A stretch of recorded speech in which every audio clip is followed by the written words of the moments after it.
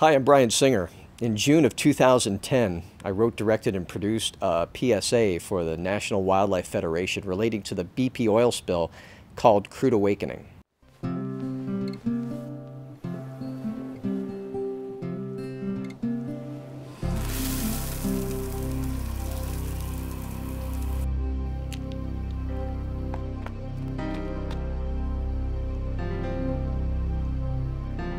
Imagine your world covered in oil. Help support the National Wildlife Federation's efforts to confront this crisis. Visit nwf.org. This was intended as a spec PSA, and I was also hoping to spread some awareness of the serious effects of the oil spill on the animals in the Gulf. So after I completed it, I put it up on YouTube. It started generating thousands of hits, and I was quickly contacted by the National Wildlife Federation, who caught wind of it on an eco blog called ecorazzi.com. They called me. I was afraid that they were going to tell me that they wanted me to take it down, but instead they said they loved it, they wanted to use it, and they adopted it as part of their program for fundraising and spreading awareness for the animals in the Gulf. This was a pretty big surprise because usually nonprofit organizations will show uplifting videos about the positive things that they're doing, and they usually stay away from the dark and edgy stuff, but they used it, and soon it generated thousands and tens of thousands of hits and raised thousands of dollars to help the animals.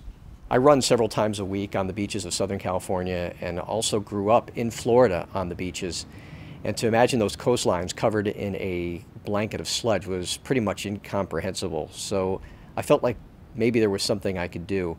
I have friends, colleagues that are still news reporters in Florida that were covering the stories. I kept an eye on that.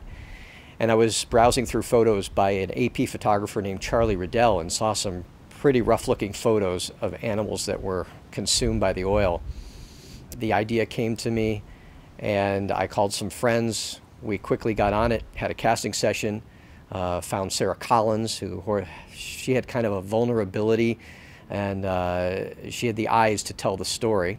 Within a span of about 8 or 9 days, we had this thing up on YouTube and watched as it started to generate some attention.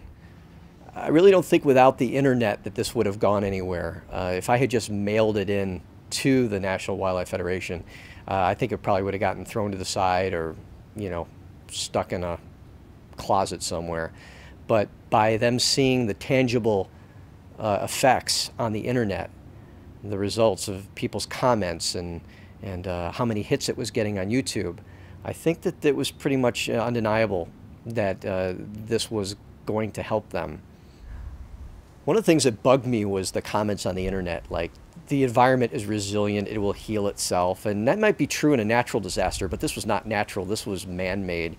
And when man does something like that, they need to help fix it.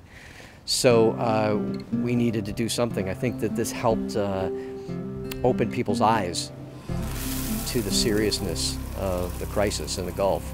I hope my story fits into your project. I think that there's plenty of media to cover the story.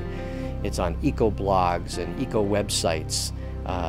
It's all over YouTube, causes.com. I have photographs, I've got audition footage, and of course the PSA itself. So hopefully it'll work out, and thanks for watching.